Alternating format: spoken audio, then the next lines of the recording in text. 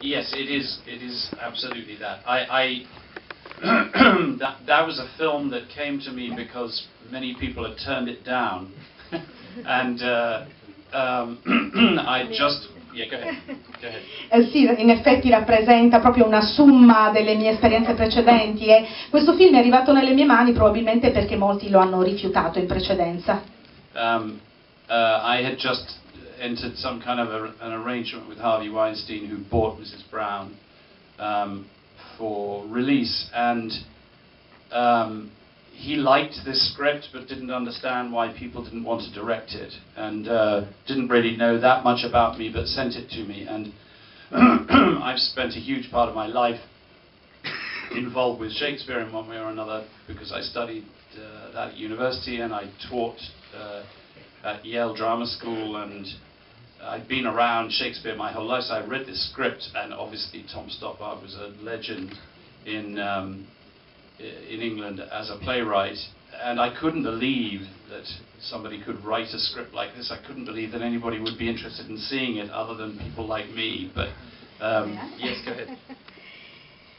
Dunque, avevo già un accordo con Weinstein riguardante questo film, a lui piaceva il copione, piaceva la sceneggiatura, però non riusciva a capire come mai altri lo avessero rifiutato quando poi me lo ha sottoposto. E questo era molto nelle mie corde invece, perché avevo studiato Shakespeare all'università, mi ero occupato tantissimo di opere shakespeariane e d'altra parte poi l'autore del soggetto Tom Stoppard era un vero e proprio mostro sacro da noi, quindi non riuscivo assolutamente a capire come mai ci fossero stati questi rifiuti. You may wonder why people didn't want to direct it, but I think it was because at that point any film about theatre was thought to be a terrible mistake, that theatre was not interesting and would not work on film, and film could not capture the mystery of theatre in any way. And it's understandable, because when when the lights go down and you look at people in a darkened room, somehow it doesn't begin to convey the particular magic of what happens in a theatrical performance. But in this case, it's different because there are no lights and the audience becomes a part of the story, of course. It's interesting, probably interesting for you to know that Tom Stoppard it was not originally by Tom. The original script was by a man called Mark Norman, who's credited. And yes, Mark Norman. And Tom's idea was to turn the script into, as he called it, a Zucker Brothers farce, like Airplane. And so his initial instincts with the material was just to put a kind of comic landmine under the whole thing and then explode Shakespeare, or the idea of Shakespeare and how Shakespeare wrote the plays.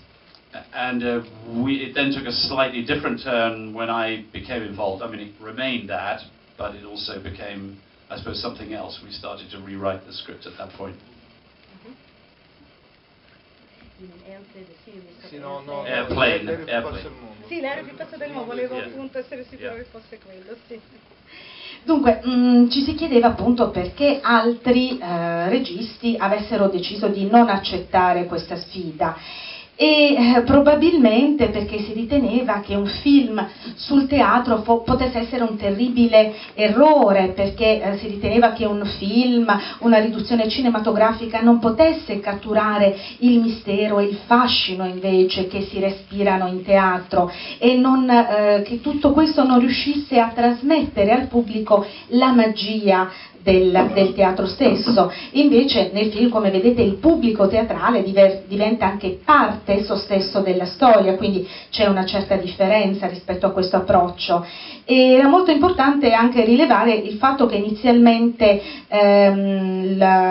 la sceneggiatura non fosse di Tom Stoppard, ma fosse stata redatta da Michael Norman, e poi successivamente se ne è occupato Stoppard, che inizialmente voleva farne una storia un po' comica del tipo della serie L'aereo più pazzo del mondo, quindi con diciamo una serie di accordi accorgimenti per minare un po' la seriosità del teatro di Shakespeare con delle trovate comiche, delle battute comiche, e poi sono intervenuto io che non ho del tutto abbandonato questo tipo di approccio, però ho, diciamo, contribuito a riscrivere il tutto.